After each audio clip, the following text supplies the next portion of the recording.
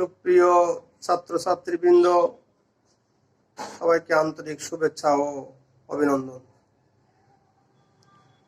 আমি আজকে তোমাদের পদার্থবিজ্ঞান প্রথম পত্রের পঞ্চম অধ্যায়ে ক্লাস নিচ্ছি।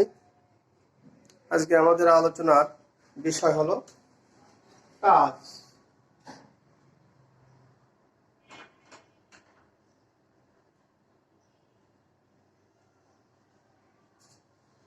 আমরা কাজ বলতে কি বুঝি?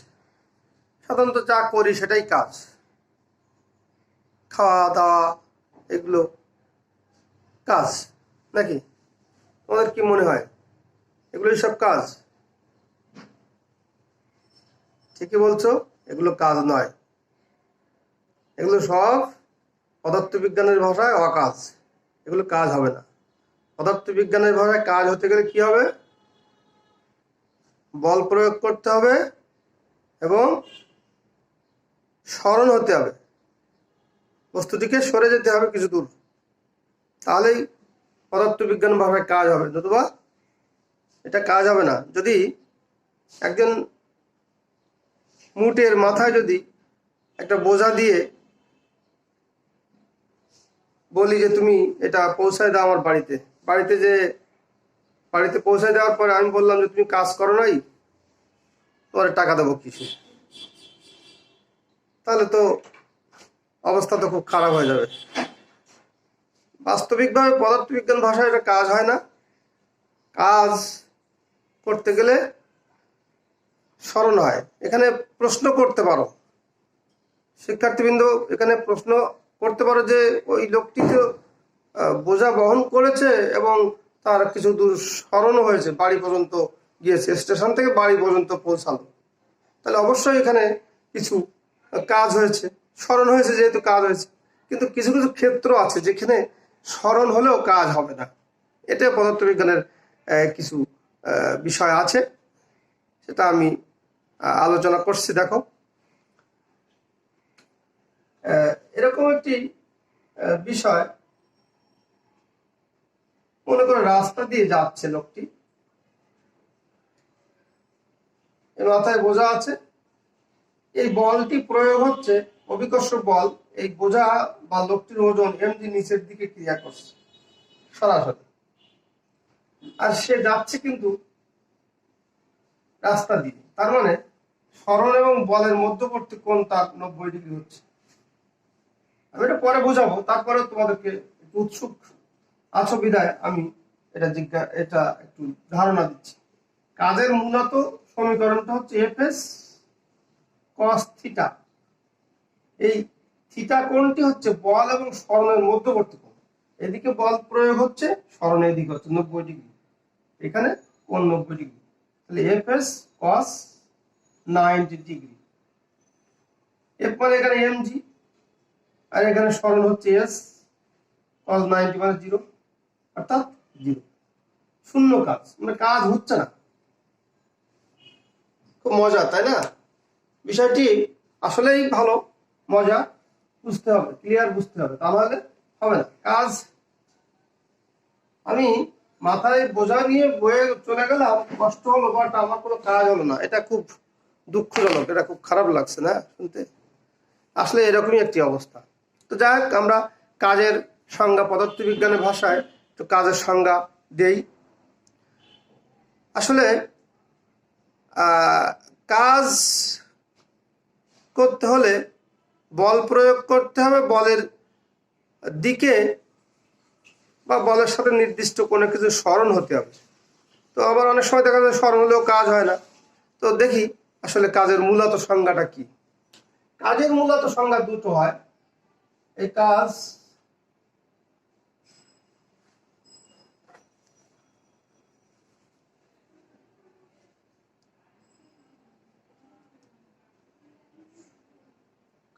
সমান সমান বল গুণ বলের দিকে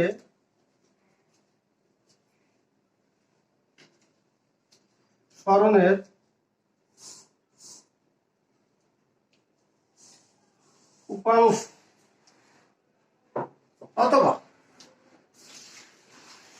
সরণ গুণ সরণের দিকে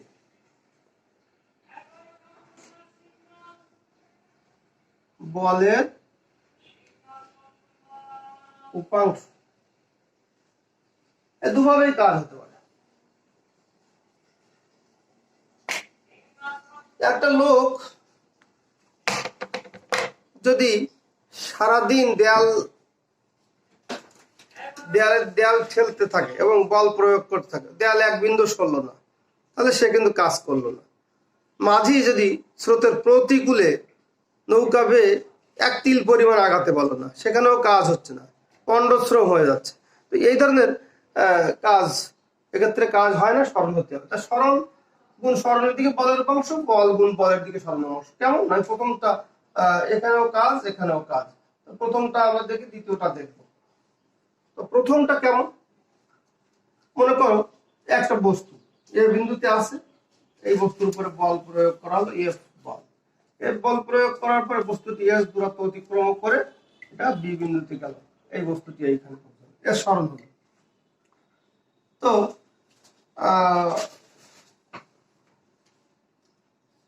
এরকম হতে পারে। আবার কি হতে পারে, এই বস্তুতে বল প্রয়োগ করলাম, এই বিন্দু থেকে বলের দিকের সাথে বলের দিকের সাথে থিটা কোণে এই বি বিন্দুতে গেল। কতটুকু, এস সরণ হয়ে, এস সরণ হলো, এস দূরত্ব অতিক্রম করে বি বিন্দুতে গেল। এরকম হতে পারে। তো এক্ষেত্রে কি হয়, আমি এই সূত্র অনুসারে যদি বলি বল, তাহলে বল কতটুকু প্রয়োগ করেছি, গুণ বলের দিকে সরণের উপাংশ, সরণের শীর্ষ থেকে বলের দিকের উপরে লম্ব টানলাম, যে অংশটুকু কেটে, মনে করো বিসি লম্ব টানেছি, তাহলে এসি অংশ কেটে নিয়েছে। তো এসিটা কি, এসিটা হচ্ছে তোমার s cos theta, s cos theta, তাহলে এস কস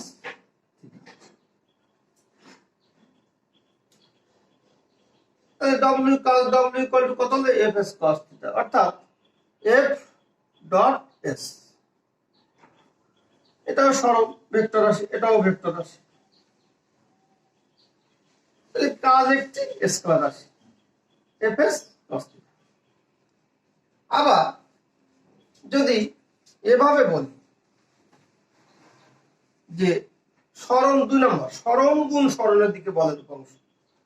তো মনে করো একটা বস্তুতে এই বল প্রয়োগ করলাম, এই দিকে হতে পারে না, এদিকে বল প্রয়োগ করা যেতে পারে। তো সরণ এদিকে হলো, এদিকে সরণ হলে এইদিকে আমি এফ বল প্রয়োগ করেছি, তাহলে সরণ এদিকে। তাহলে বল এই সরণ গুণ মানে কতটুকু সরণ হলো, এস সরণ, এস ডব্লিউ ইকুয়াল টু কত, এস ইনটু সরণের দিকে বলের মতো, বলের শীর্ষ থেকে সরণের দিকের উপরে লম্ব টানলাম, এই অংশটুকু কেটে নিল। এটার নাম হচ্ছে এফ এস, এই এফ কস থিটা, যদি থিটা কোণে যায়, এফ কস থিটা, তাহলে এটা এফ কস থিটা হলো। তাহলে কত হলো, এফ এস কস থিটা হলো। তার মানে কত হলো, এফ ডট এস, ডট গুণ বা স্কেলার গুণ। সুতরাং কাজ একটি স্কেলার রাশি আমরা দেখলাম। তাহলে যেভাবে করি না কেন, কাজের যে গাণিতিক সংজ্ঞা হচ্ছে W equal to F s cos theta, এইটাই আমাদের মূল সংজ্ঞা হিসাবে প্রতিপাদ্য। তো আমরা যেভাবেই করি না কেন, ডব্লিউ ইকুয়াল টু হচ্ছে এফ এস কস থিটা।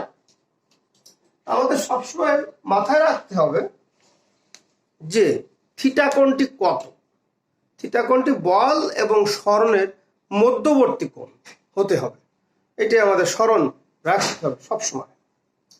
তো দেখো যদি এই ক্ষেত্রে মনে করো এফ বল প্রয়োগ করলাম, সরণ হলো এইখানে, এস দূরত্ব অতিক্রম করলো এ বিন্দুতে বি বিন্দু, এ বিন্দু থেকে বি বিন্দুতে গেল, এস দূরত্ব অতিক্রম করে মানে এস সরণ হলো। তো এখন আমাদের যে এস এবং এফ এর মধ্যবর্তী কোণ তো থিটা, তাহলে থিটা কত? এখানে শূন্য। তাহলে যে সমীকরণটা লিখলাম এফ এস কস 0 ডিগ্রি, তার মানে এফ এস, এইটা এই পর্যন্ত তোমাদের এসএসসি তে ছিল, এরপরে আর কোনো কিছু ছিল না।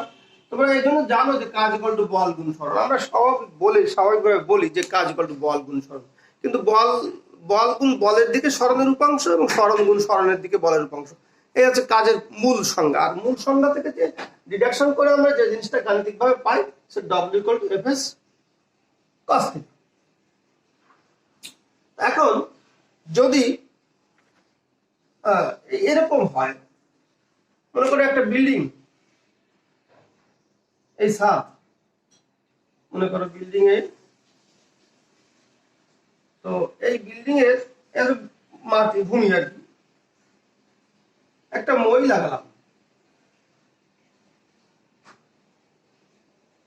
মই লাগায় মনে করো একজন ব্যক্তি একটা বোঝা নিয়ে, জুড়ি মাথায় করে নিয়ে মনে করো এই এই লোকটি এই ছাদে উঠছে। মনে করো এই কোণটি দেওয়া আছে 30 ডিগ্রি, তাহলে ছাদে উঠবে। এই লোকটা কাজ করছে কত, কেমন? কাজ কিভাবে বের করবো? আমি বলেছি এই আমাদের মূল বিষয় তো হচ্ছে বল হতে হবে, সরণ হতে হবে এবং সরণের মধ্যবর্তী কোণ হিসাব করতে হবে। বল এবং সরণের মধ্যবর্তী কোণ কত? আচ্ছা দেখো, যখন এই লোকটা এই এই বোঝা মাথায় করে এরকম যে উপরে উঠছে, তখন কিন্তু অলরেডি তার এইভাবে নিচের দিকে তার ওজন এবং বোঝার ওজন সহ নিচের দিকে এরকম ডব্লিউ, যে ওজনটা ডব্লিউ ইকুয়াল টু এম, যে নিচের দিকে ক্রিয়া করছে। তো এখানে আমি যখন উঠলো তখন এইভাবে ক্রিয়া করলো। এইভাবে যদি ক্রিয়া করে, আবার সরণ হচ্ছে এইদিকে, এইদিকে সরণ, এবং আমি বলেছি বল এবং সরণের মধ্যবর্তী কোণ হতে হবে। এটা যদি 30 ডিগ্রি হয় তাহলে এটা 60 ডিগ্রি নিশ্চয়ই। তা আমাদের যে স্ফীত যে কোণটি সেটা কিন্তু অ্যাকচুয়ালি এইভাবে বের করতে, 90 degree minus 30 degree equal to 60 degree. যদি এই কোণটা দেওয়া থাকতো, যদি দেওয়ালের সাথে, বিল্ডিং এর দেওয়ালের সাথে মইয়ের যে কোণটি সেটি যদি দেওয়া থাকতো, তাহলে আমাদের এইভাবে আর বের করা লাগতো না। যদি ভূমির সাথে কোণ দেওয়া থাকে তাহলে অবশ্যই এটি আমাদের বের করতে হবে। তো 60 ডিগ্রি করলাম, তাহলে এখান থেকে আমরা মান বসাই, এখানে এই থিটার মান বসালাম, এফ এর মান জানি, যদি নির্দিষ্ট ভর থাকলে তার একটা ওজন আছে, তার সরণ কতটুকু হলো, মইয়ের দৈর্ঘ্য কত, সেই সব দিয়ে আমরা এখান থেকে অ্যানালিসিস করে আমরা কাজের মান বের করতে পারলাম। এইভাবে হয়।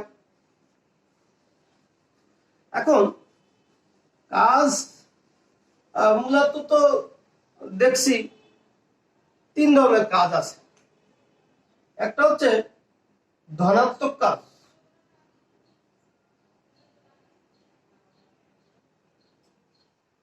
দুই নম্বর ঋণাত্মক কাজ,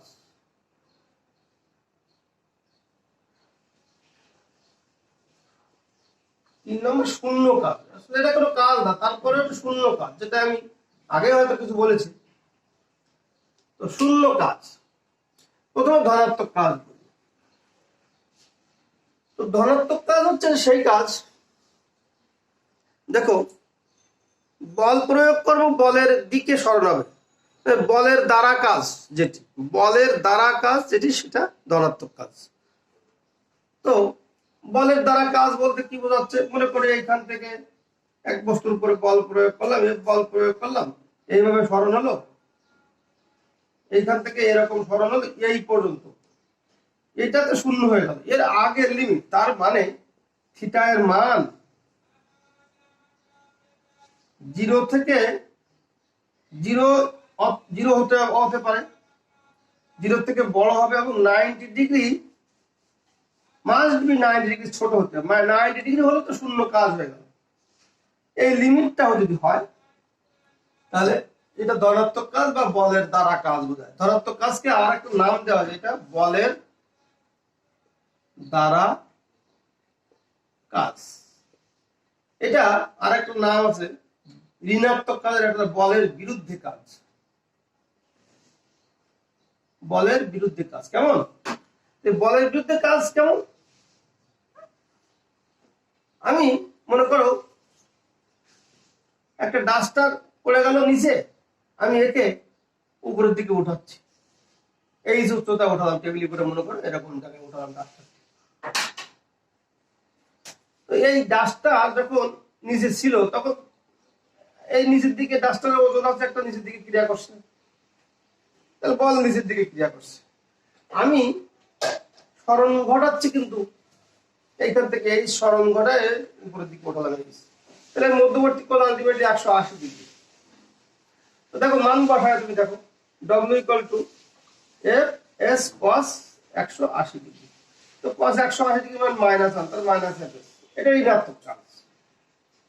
আর দেখো 90 ডিগ্রি থেকে যদি বেশি হবে, 180 ডিগ্রির সমান এবং 180 ডিগ্রি কম, মানে এই লিমিটের মধ্যে 90 ডিগ্রি থেকে বেশি এবং এই 180 সমান, এই লিমিটের মধ্যে যে কাজগুলো হয় সব ঋণাত্মক কাজ।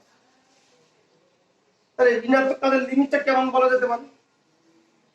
ঋণাত্মক কাজের লিমিটটা বলা যেতে পারে থিটা এর মান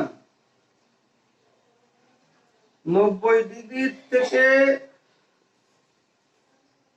বড় আর 180 ডিগ্রি এর সমান অথবা 180 ডিগ্রি থেকে ছোট, এই লিমিটটা বলা যেতে পারে ঋণাত্মক কাজের লিমিট।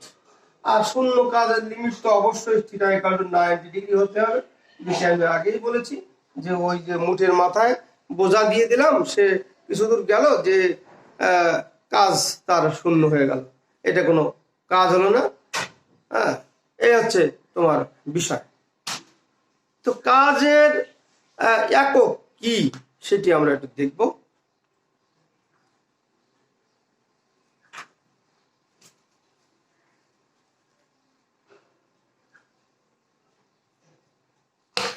কাজের একক,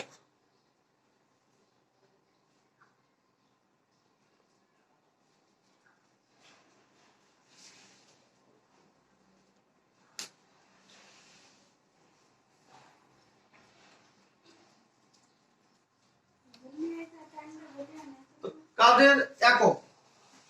তো কাজ সমান সমান স্বাভাবিকভাবে হিসাব করতে গেলে বল গুণ সরণ, এটা হিসাব করতে হবে। বলের একক নিউটন আর সরণের একক মিটার, তাহলে নিউটন মিটার তার মানে কি জুল। জুল বিজ্ঞানী জুলের নাম অনুসারে একক জুল, কিন্তু এটাই সব নয়, এটা এসআই পদ্ধতি।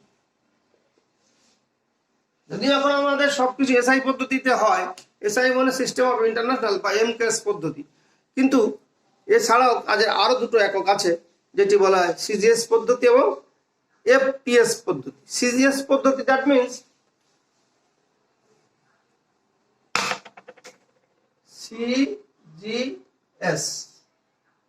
সিজিএস সেন্টিমিটার গ্রাম সেকেন্ড, এই পদ্ধতিতে কাজের একক। তাহলে কাজ সমান সমান বল গুণ সরণ। তাহলে কি হলো? বল, বলের একক কি হবে?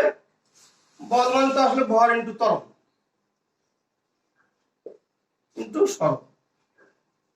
দেখো আমি একটু আগে থেকে বিশ্লেষণ করে আসছি, যদিও আগে পড়িয়েছি, তারপরেও ভরের একক গ্রাম, 1 গ্রাম দিলাম, ইন্টু ত্বরণের একক 1 centimetre per second square into সরণের একক 1 centimetre. 1 gram into 1 centimetre per second square নাম হচ্ছে 1 ডাইন, আগেই শুনেছো।